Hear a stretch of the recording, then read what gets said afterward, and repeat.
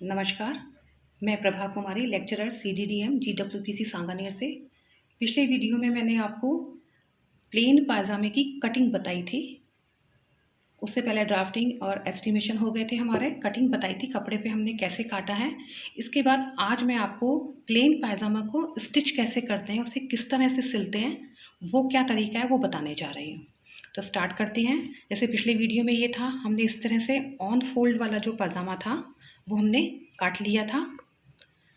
अब हमारे जो स्टिचिंग इंस्ट्रक्शन है उसके लिए हम ये है कि ये हमारा जो क्रॉस लगा हुआ है वो बैक साइड है, ये फ्रंट साइड है हो गया, ये बैक साइड है। तो सबसे पहले हम इसका दोनों तरफ का फ्रंट हिस्सा हमारा एक के ऊपर एक रखेंगे इस तरह से, और सबसे पहले उसको स्टिच करेंगे। तो सबसे पहले हमने जो स्टिच करना है वो हमारा होगा यहाँ से, ये वाला क्रॉस लेंथ वाला हिस्सा हमने 1.5 सेंटीमीटर लिया था या 2 लिया है, या जितना आपने सीम अलाउंस के लिया है वो हमारा ये, हम उसको यहाँ पे स्टिच कर देंगे। सबसे पहला ये वाला स्टेप हमारा फर्स्ट स्टेप होगा, हमने इसको यहाँ से स्टिच कर दिया। ये करने के बाद ये उल्टा साइड है, दोनों साइड उल्टा है, हमारा फेस अंदर है। ये करने के बाद फिर हमारा जो सेकंड वाला क्रॉस लेंथ है हम इसको यहाँ से स्टिच करेंगे, यहाँ से स्टिच करके यहाँ तक लाके इसको थोड़ा लॉक कर देंगे। ये जो हमने टॉप फोल्डिंग ली थी 5 सेंटीमीटर लिया है या 4 सेंटीमीटर लिया है, जितना भी लिया है उस पर लाकर इसको लॉक कर देंगे। ये हिस्सा हम खाली छोड़ेंगे क्योंकि ये टर्न अलग से होगा और इसकी केसिंग बनेगी जिसके अंदर हम नाड़ा या इलास्टिक डालेंगे।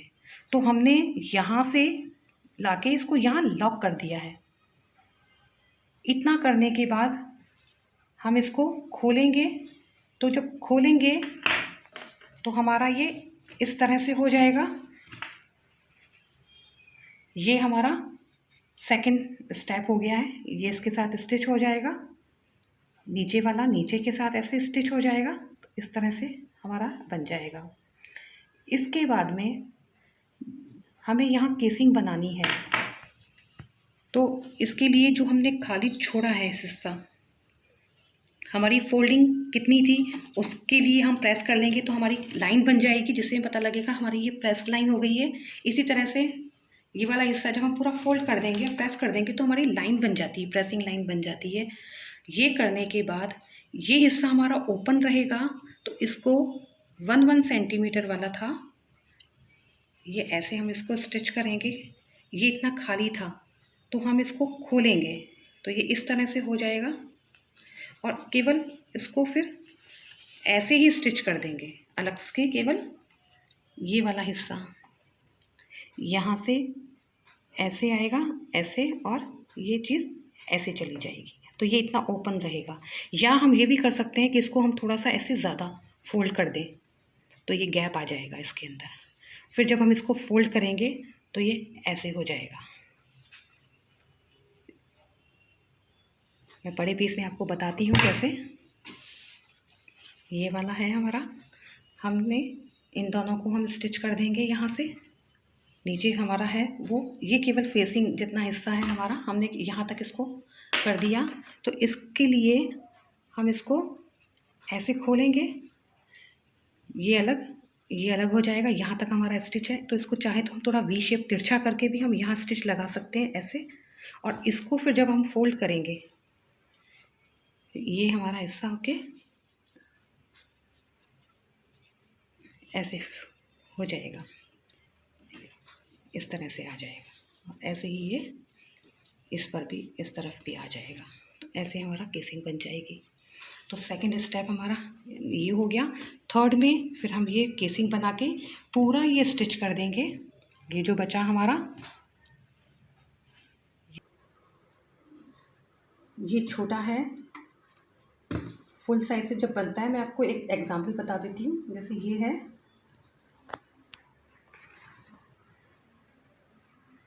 ये स्टिच कर दिया, ये हमने यहाँ से ओपन रखा जिसमें से हमारा नाड़ा आ रहा है,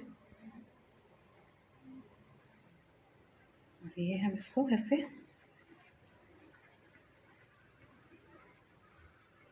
हमने इसको अलग से करके इस पे ले आए, सीम लगा दिया।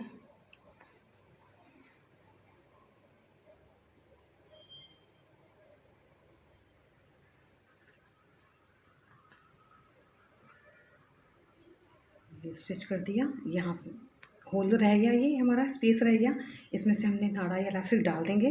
बाकी हमारा स्टिच है, चाहे तो हम इस पर टॉप सीम दे सकते हैं, या दोनों को सीम को ओपन करके अलग अलग दोनों स्टिच लगा सकते हैं। ये जैसा आप चाहें इस तरह से हमारा ये बन जाएगा।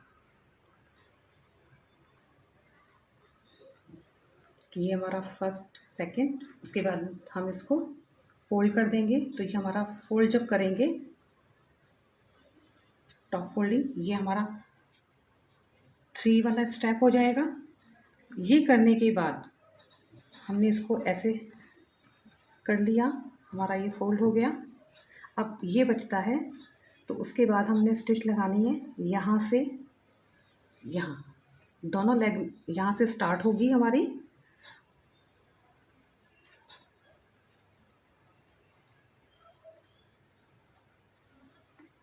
इक्वल रखेंगे इसको, और 1.5 जितना अपने सीम अलाउंस लिया है वो हमारा एज इट इज़ यहाँ से लेके फिर ये इसके साथ ऐसे घूम के यहाँ से आके निकल जाएगा। ये हमारा 4th स्टेप हो जाएगा सिलाई का। इसके बाद हमारी अब बचती है नीचे की फोल्डिंग।